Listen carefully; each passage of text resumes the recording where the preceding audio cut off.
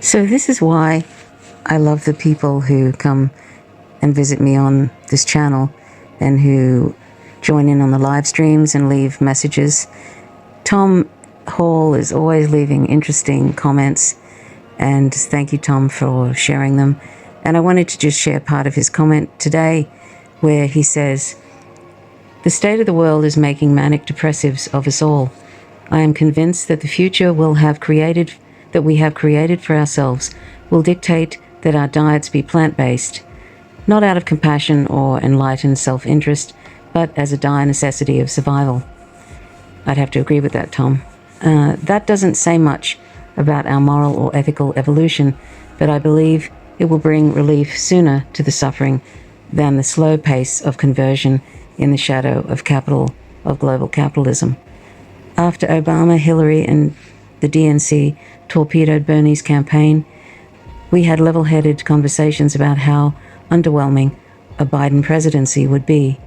As he reassured the corporate oligarchy nothing would change in a Biden administration, the left railed against the personalities without considering that all were just paid performers acting out their parts as scripted.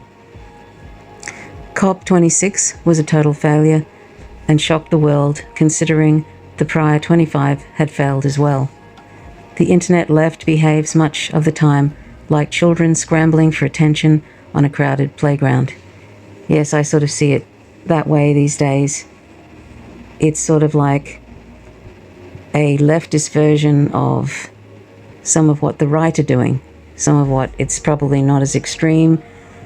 It's not as extreme as, say, Alex Jones and the likes, but it has its own kind of whipping up into a frenzy, and it's all about personalities and little cults around personalities, and there's nothing serious about it, really. It's for all the, shaking of fists and thumping desks and yelling. There's nothing really serious underneath it all. I feel, anyway. I think even if it started off being serious, some YouTube influencers who are on the left, or YouTube personalities on the left, even if they may have started off in a serious manner, I think it starts to become, what are the algorithms doing? How can I get more traction? And how can I influence the right and still look like I'm a leftist? I don't even know how conscious all of this is, but it starts to create its own Frankenstein, these social media platforms. People start to try and work out, how can I bring in more money? How can I get around these algorithms? What should I talk about? What shouldn't I talk about? What word shouldn't I mention? What topic should I avoid altogether? What guests are going to bring in more money? What debate bros could I debate and bring in some of their followers? What outlandish things can I say? How much can I go on about COVID and still be considered part of the left? Or do I even care about being on the left? For example, I'm thinking of Max Blumenthal here, or Jimmy Dore. I don't think they even care what people think about their ramblings and rantings and scienceless information. I sort of feel like, and that's why I did this little video today, because I didn't think I would witness this kind of unfortunate behavior. And there's some new people turning up all the time.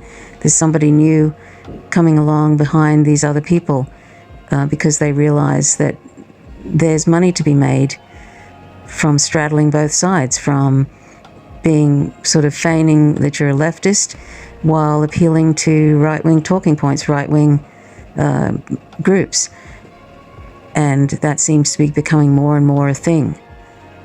And the people that I do like watching that are really authentic and the real deal, like Abby Martin and Mike Preisner, unfortunately, and fortunately for them, they're doing a documentary, Earth's Greatest Enemy, and they'll probably continue doing documentaries.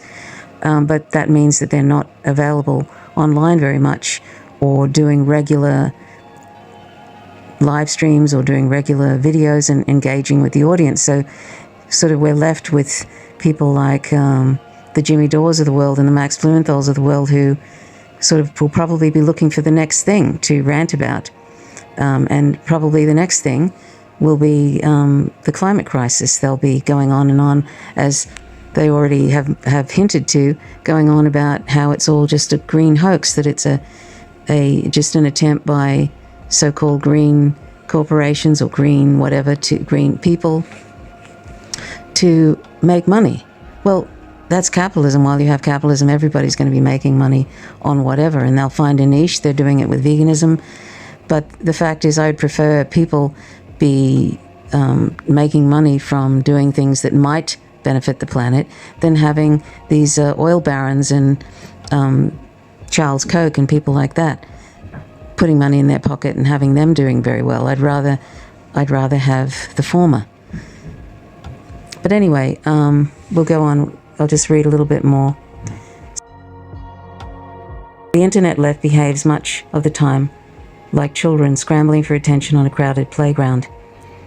What the left lacks is a plan for clean water for Flint, Michigan, a plan for dismantling nuclear weapons, a plan for dismantling the prison industrial complex, a plan for decapitating the private insurance health care industry, a plan for demolishing the animal agriculture industry. Well, that particular one for demolishing the animal agriculture industry, that's simple. We don't need a plan to do that. We just need to educate others to be vegan and be vegan ourselves. That's really all it takes. We don't need to be highlighting the animal agriculture industry in particular. There's plenty of information out there about that. Plenty of stuff on YouTube, all the awful stuff. It's really not about how awful we're treating these animals. It's really about the fact that we're using them at all that's the problem. And that means we just need to be vegan ourselves and other people be vegan. So that's really simple, how to demolish the animal agriculture industry, because it's just a matter of demand and supply. If we create demand for animal products, the industry will continue to supply them. Otherwise, if we were all demanding, if we were all sort of vegan, and we occasionally, if people wanted to buy the commercially made faux animal stuff, and you don't need to do that if you're vegan, that's just something that some people might do as a transition. But if they, if you create demand for that, then industry will respond, which they're already doing. These big animal agriculture industries are already making plant-based products because they see the shift. And then Tom goes on to say the right has a plan they've been executing for years, carefully crafted and handed down by those that to hold on to power, that any opposition must be identified early and marginalized. As it turns out, an internet in the private hands of the oligarchy and the clandestine surveillance state is a perfect vehicle for sowing chaos in ways the creators of MKUltra or COINTELPRO might have only dreamed about. Yes, and both, and they're all in cahoots together, really, because whoever's governing the country in the US, social media, and all those Silicon Valley corporate giants are basically just propaganda arms of the US national security state. And he goes on to say about me, so I can't imagine how you might be depressed, or maybe he means I can imagine how you might be depressed, frustrated, demoralized, and exhausted by it all. I'm not really exhausted by, I'm more exhausted by the behavior of the so-called left. That's what I'm really bothered by. The other stuff I can handle, and but this display over the last 6 months in particular by the so-called left, who I don't even really consider really very left at all anymore, particularly those who either were silent about the Rittenhouse thing or were defending those who were defending Rittenhouse, defending Jimmy Dore, and that includes one particular member of Revolutionary Blackout who was kind of propping up Jimmy Dore during that time, but then sort of stating that people were trying to cancel him or something, cancel Jimmy Dore or whatever, because he was, because he says things that people don't like. No, I don't think canceling is the word. I think challenging and confronting anybody who is defending a white supremacist murderer I think, is the very least somebody on the left can do. And that was the problem, is propping up the revolutionary blackout. Some people on there propping up Jimmy Dore, having him on when he's a rabid anti-vaxxer, which I think many people in Revolutionary Blackout are anti-vaxxers, unfortunately. And I think some have even done, one person in particular, I'm not going to name names, I think was actually going out and doing mutual aid while having COVID. That kind of thing, to me, I see that as very problematic. And I see propping up Jimmy Dore, who's a rabid anti-vaxxer, who has been defending Kyle Rittenhouse, who murdered 2 unarmed protesters at from a Black Lives Matter in Kenosha, and he got off. Glenn Greenwald defending him, almost crying when he got off and was found not guilty. That sort of thing, defending those individuals, I have a problem with it. And it's sort of disingenuous to make out as if people are cancelling people because they say things we don't like. No, I just don't have any time for people who are propping up and defending white supremacist murderers, and I don't have any time for people who are 70% of their work now is rabidly promoting any sort of nonsense that they think will prop up the anti-vaxxer narrative, even if it's scienceless, even if it makes no sense, even if it's cherry picking, even if it's leaving out really important facts. That sort of thing. I have a problem with that because people are dying because of it. It's creating a vaccine hesitancy, and people are dying because of it. And that includes, and I actually see, and I'm sorry if you're offended by this, whoever is an anti-vaxxer, I actually see promoting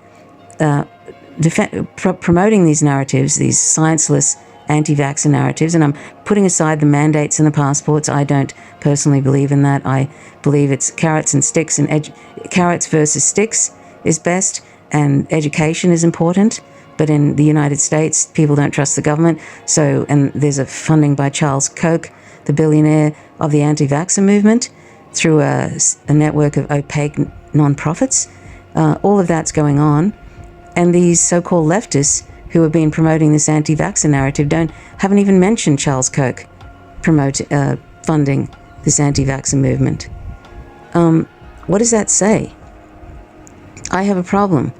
I honestly feel that if people who say they're on the left are pushing and trying to cast doubt, they're trying to cast doubt on that, then it's a racist position, because mostly black people and people of color are dying from COVID because of poor health in their communities, because of lack of health care that is free, because of poverty, and because they've been tested on by the government in decades past, and they have a fear of government-promoted medicines like that, and one is only compounding that fear, even though white people and people of color are getting the same vaccines, and they are effective in keeping people. I'm sorry, you can complain all you like and put up all sorts of nonsense, but it keeps people out of ICU if you're doubly vaccinated. It's racist to keep putting out and to create vaccine hesitancy. It really is. Anyway, so this to me, during this COVID period, has really opened my eyes to people that I feel like can no longer trust. And it also is an ominous trajectory that I see of certain individuals. I wonder what they're going to do next. What's the next favorite thing they're going to pick on to try and get more patron subscribers, to try and get more views, to try and get more money into their YouTube channels and whatever else they're doing. I wonder if they're going to go and to start trying to put out climate denial type narratives. Who knows? But that's probably, Tom, the thing that is so depressing for me, is seeing people that I respected and who I thought were actually on the left promoting these right-wing narratives and actually creating vaccine hesitancy in already deeply, badly affected health-wise groups, communities like Black people and people of color. That's something that I have a great deal of problem with, and I will never forget the fact that some of these people have done that. I will never forget that. Doesn't matter if everybody else forgets it, I won't forget it. I won't forget that they've been doing this now for almost 2 years, some people, and even if it's all kind of, there's revisionist history by these people, or there's amnesia about their past, we shouldn't let them forget what they've been doing and what they've created, and the complicity with the deaths from COVID through that. I think that's disgusting, to be really frank. It's disgusting that anybody who calls themselves a leftist could be contributing to that. At best, just shut the fuck up about it. You can talk about mandates and passports and all of that, but creating a hesitancy in taking a vaccine, which is proven time and time again to keep people out of ICU. I mean, it's the evidence is there. It's not a conspiracy. It's empirical evidence shows that.